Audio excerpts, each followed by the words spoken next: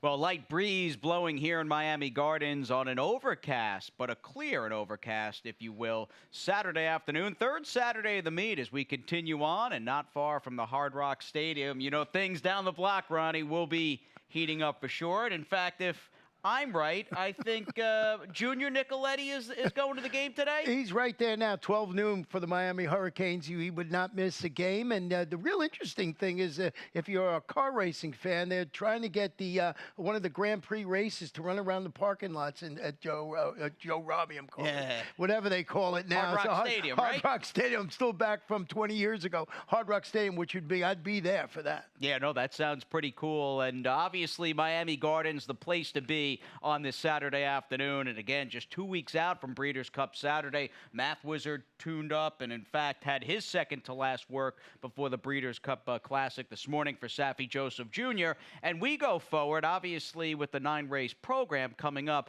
We also, though, before we dive into the card, let's take a step back and see what transpired in what turned out to be another 4-figure payout in the Stronach 5. Yeah, you can see that it always pays fantastically, and no, $40 horse or $50 horse, and you get a $3,300 plus for it. So GP West, the horse that got in off the also eligible list, got in number 13 and Wesley won that. Ward, right?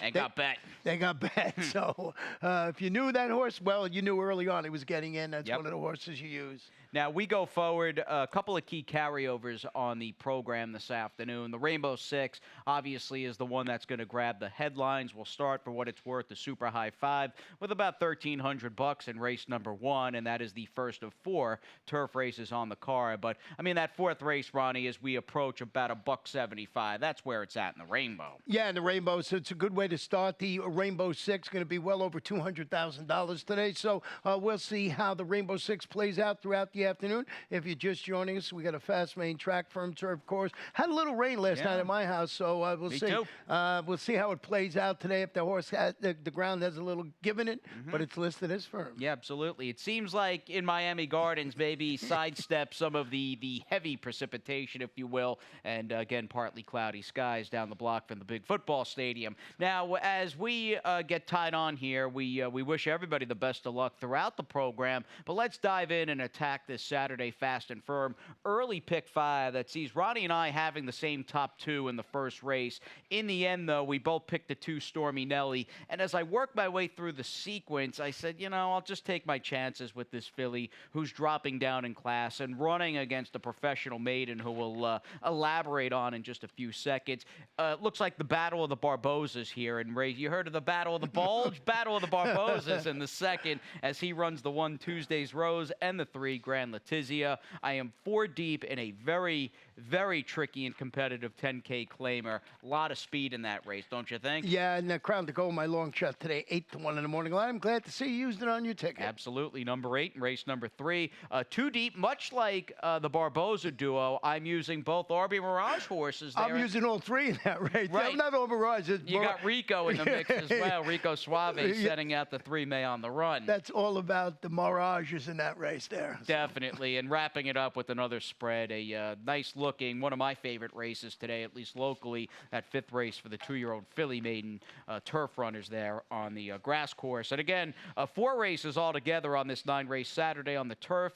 Included in that is the first race, a $35,000 to $30,000 maiden claimer, where you have the drop down, first time for a tag, who we picked, Stormy Nelly, running against the always consistent, and right there, she fled the scene, though, who just hasn't won. She just, she finished the so-so third as the favorite last time out, but she's been the beaten favorite in 5 consecutive races. But you got good connections with Kathleen, and Edgar Zayas had a banner day yesterday, winning 3 races. But Stormy Nelly dropping to the 35 level, debuting locally today after, failed to show her usual interest. She bobbled a little bit at the start last time out. I think she gets brave. I think she could be on the lead or sit right off the lead today. I just can't trust the 4. She bled the scene. And She bled the Stormy scene. Nelly, absolutely, I'm with you. And Stormy Nelly has had fewer chances. I mean, you're talking 0 for 4 versus 0 for 7 with a slew of beaten favorite efforts.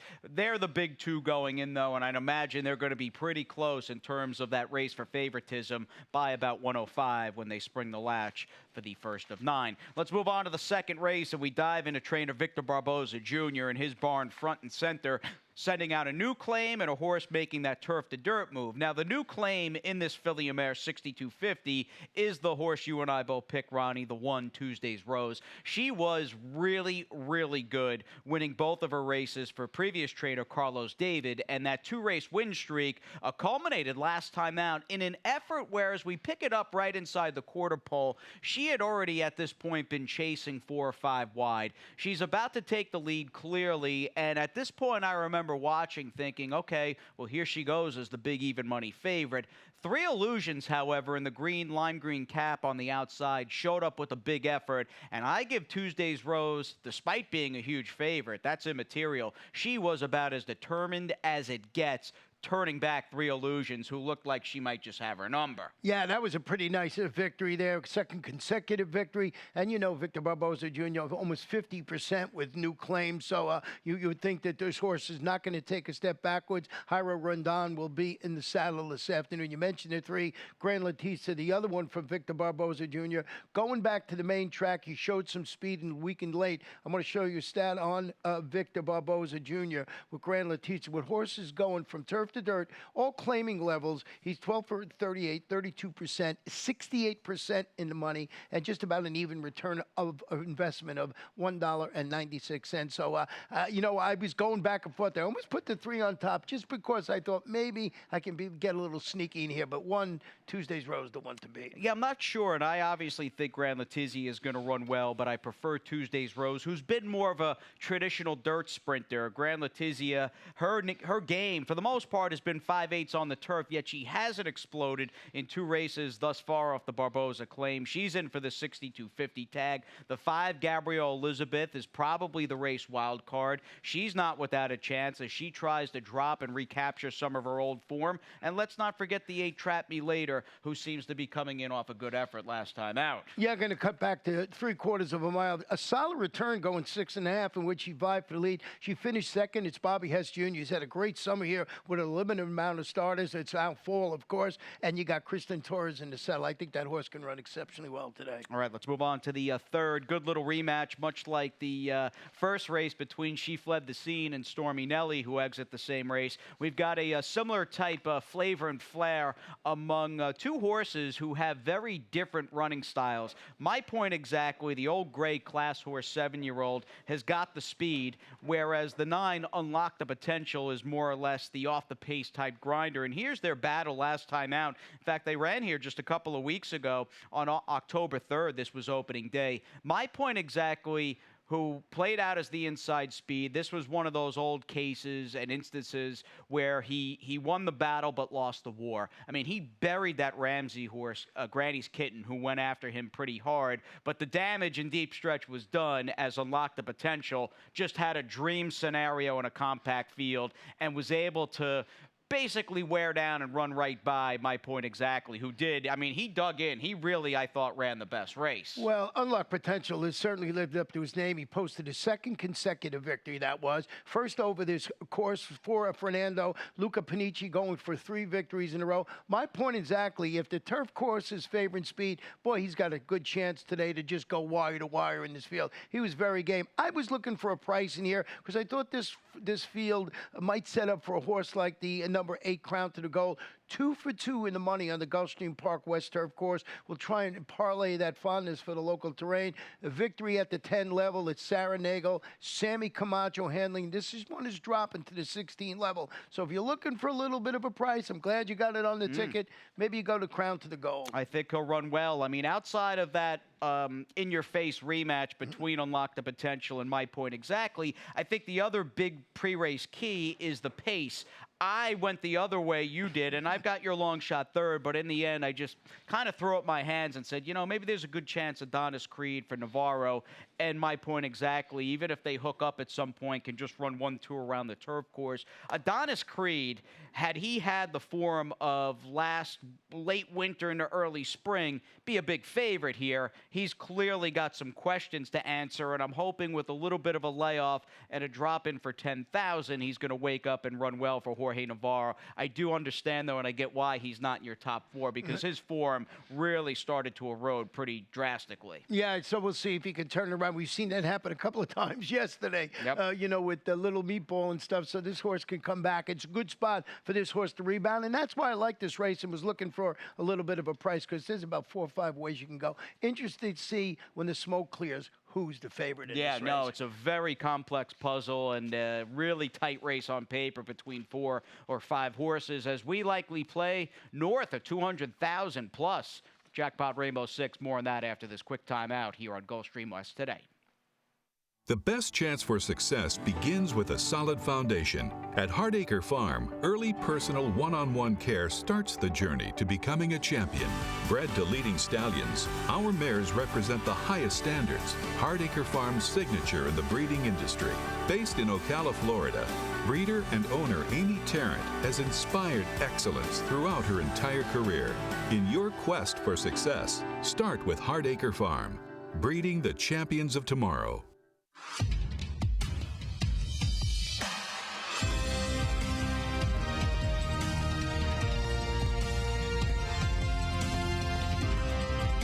Whether you're at home or at the track, have a stake in the race when you bet with ExpressBet. Sign up for an ExpressBet online betting account and receive up to a $500 sign-up bonus.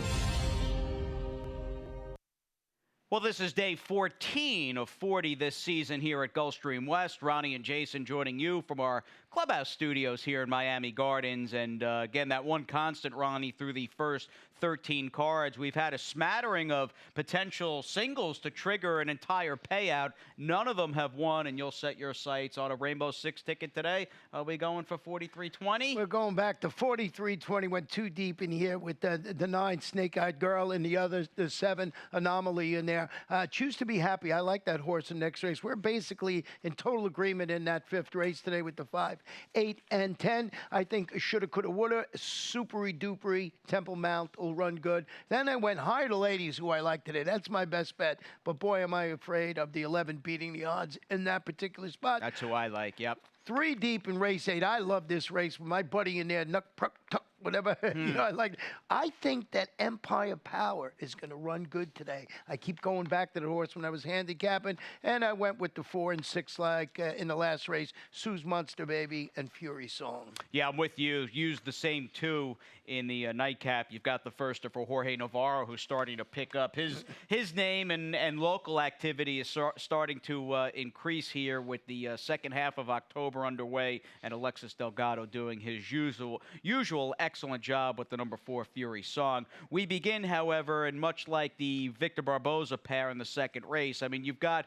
2 very different looking horses on paper, but 2 nonetheless from trainer Aubrey Mirage in the 7 Anomaly, who I prefer slightly over your top pick, the 9 Snake-Eyed Girl. The difference between them, though, the jarring difference on paper, you've got that second race off a long layoff here. I don't. Yeah, trained by Aubrey Mirage, as we mentioned. Ridden today by Tony Mirage.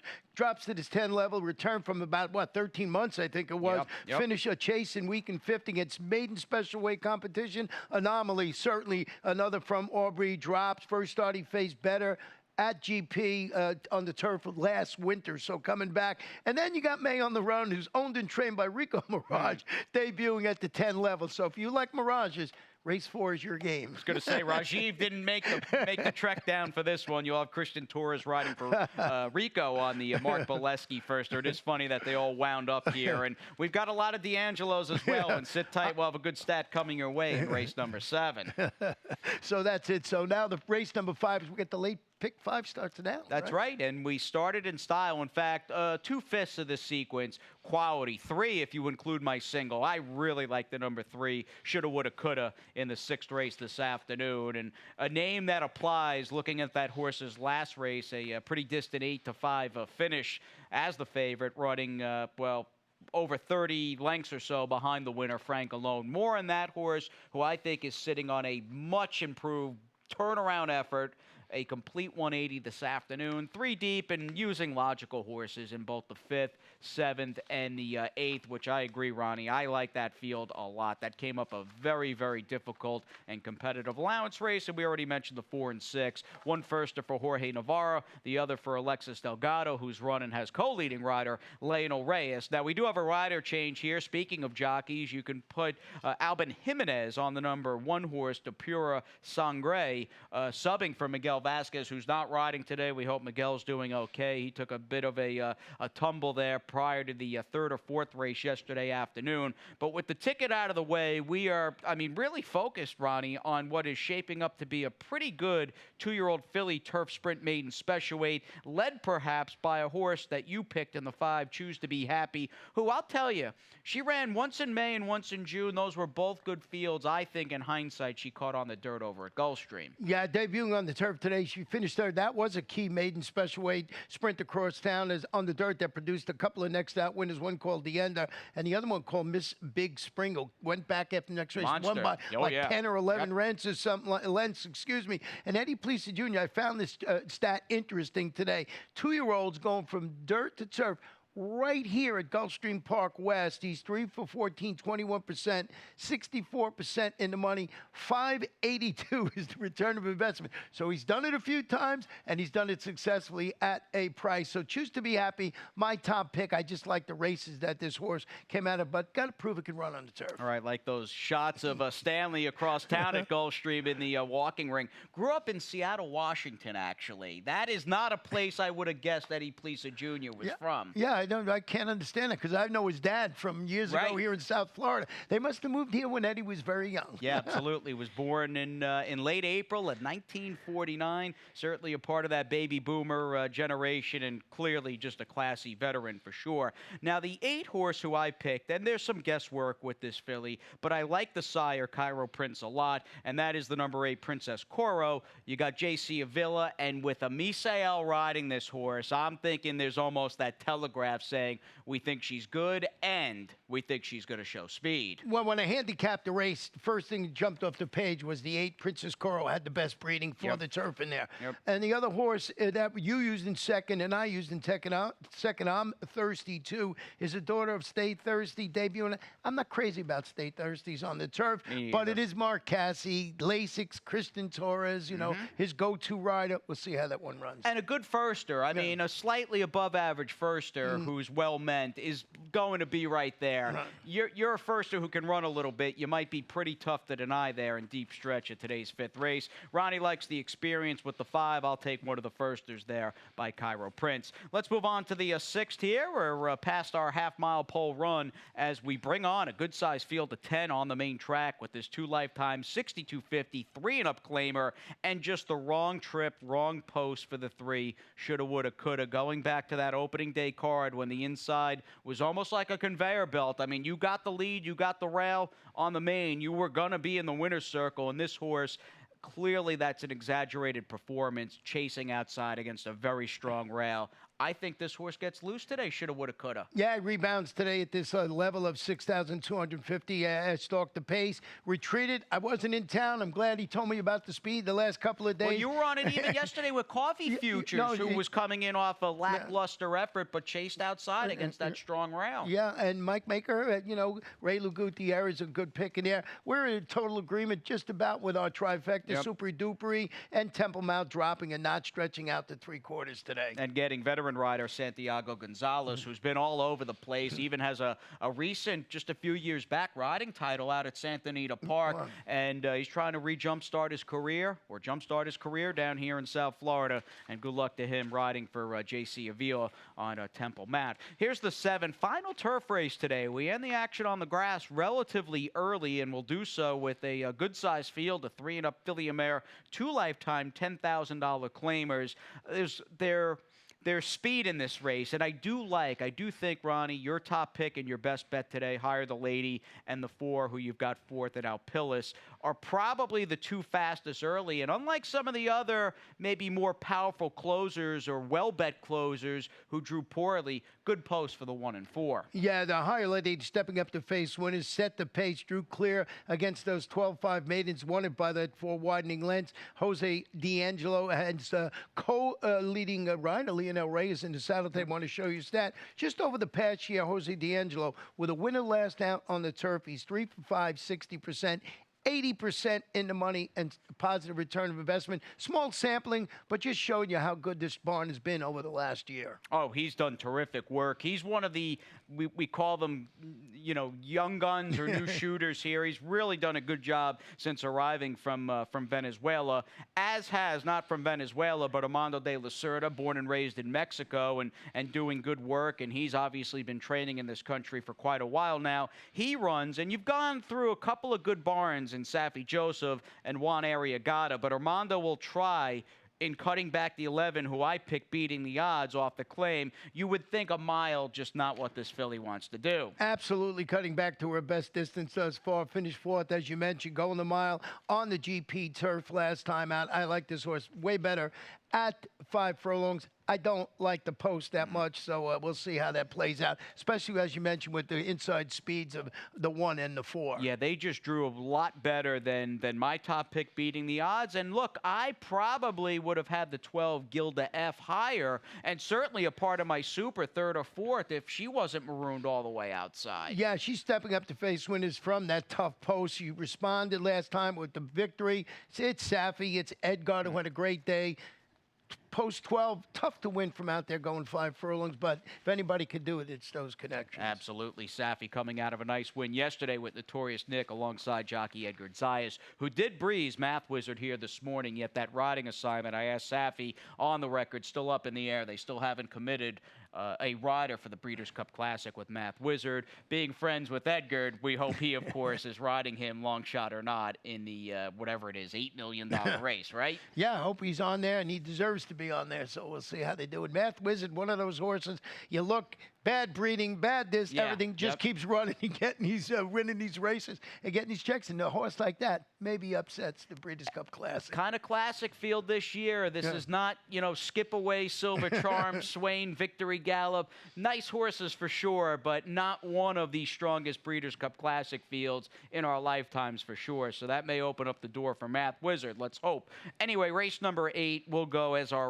Saturday feature. A very worthy type feature. Just a very good allowance race that has a number of horses that not only know each other quite well from recent efforts facing off against one another. I mean, you've got good, sharp, quality, classy form highlighted throughout this field. Now, our first replay concerns Squeeze Adios, who's a Florida bred by Adios Charlie. Got an amazing ride. This was a beautiful, beautiful ride. Textbook beneath Miguel Vasquez in the purple colors of My Purple Haze. Gnarly, however, is who I like coming back again, looking for back-to-back victories. He'll lose this race, and he gave the 3 Frenchman Street all he could handle. He'll pass him, yet he just couldn't hold off the perfect trip-pulling Squeeze Adios. I love seeing how Gnarly has just come to hand, and not only is he in the best form of his life, as the season's progressed, I mean, clearly he's gone up just in terms of his overall ability, but he's now a horse that can get in the game and get that pressing trip, and I think he's going to get the kind of flow that he pulled 2 back in that second place finish and last time out in that nice win over Specterbond. Now, you may have the horse to beat, Ronnie, in the 5 Nung Pro Tunk, and I'm assuming, and let's roll his replay from September 22nd.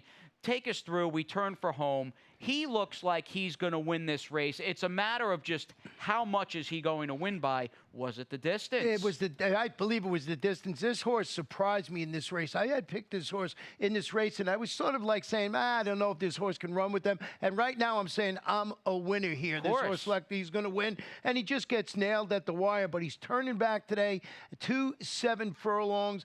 And I think that's really going to help. His record at 7 furlongs, 3 starts, a win, and 2 seconds. He is one tough Louisiana bred. I really like Leo Gabriel Jr. He doesn't start many horses here during the summer and the fall. He's got Luca Panici, who's been riding good form. I like the turn back. And I was mentioning to you earlier, Empire Power, 3 for 3 in the money here at Gulfstream Park West. Returns, recovered. He had some trouble at the start last time out. Antonio Sano, Edgar Zayas handling the homecoming. This horse likes to run well here. So I just thought, I kept going back, almost put this one on top to get a little bit of a price. He'll be a price for sure. Not a crazy price because he's got the high-profile connections and he's been in good form and a really, really smart reclaim. This is a reclaim. I know Empire Power, what he lose? 3 back at 1-2, and he's on an 0 for 3 winless streak, but he's been a terrific reclaim for Antonio and a real smart reclaim, like I was saying.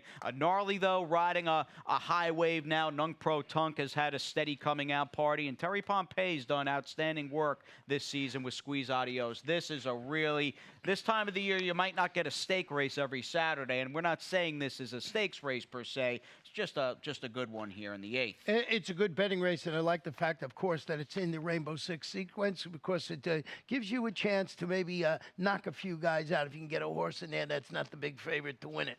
And big field as we close things out, waiting for us in the Saturday nightcap. This is an all-main track Saturday late double here with the 9th race, 2-year-old filly 20K maiden claimer. We go with a field of 9 after scratches, and I think most at a cursory glance are going to like some combination of the 4 Fury Song, who's got the experience and has been beaten at a couple of very short prices, or the first, or I guess I should say, in the horse you picked in Sue's Monster Baby. Yeah, $30,000 daughter of McLean's Music, and this is a 20 race, so you put that into context here. Yeah. But it's Jorge Navarro, Lasix, go-to jock. MCL Jaramillo named to ride. I think you watch the tote action, but that might be false because everybody's going to bet a horse when they see Jorge Navarro and MCL Jaramillo. So it's hard to tell. Fury Song, I couldn't leave this one off my Rainbow Six ticket. No, I mean, she's run the best races and has the established form. Some new shooters like the 3, Infinity Powers Win, who's dropping down second out this afternoon for trainer Joe Orsino, and you got Christian Torres. Yeah, and you don't know what to expect with this horse, but boys, Joe Orsino, when it's a turf race or a dirt race, you have to pay attention. You've been doing very well. A little better on the turf, but still, you got to watch him. He had a great summer, Joe. Oh, he absolutely did. He's reinvented himself as a year-round guy in this part of the country, and I feel maybe with a couple of summers to kind of learn the lay of the land, he's got it down. And, you know, we both have a lot of respect for Joe. He's won a bunch of Breeders' Cup races. He's got Imprimis prepping for the Breeders' Cup Turf Sprint, and we have got Pete Aiello. Pete not running in the Breeders' Cup. But we get those Breeders' Cup quality calls from him each and every day, and he's coming up next with those Saturday scratches and changes.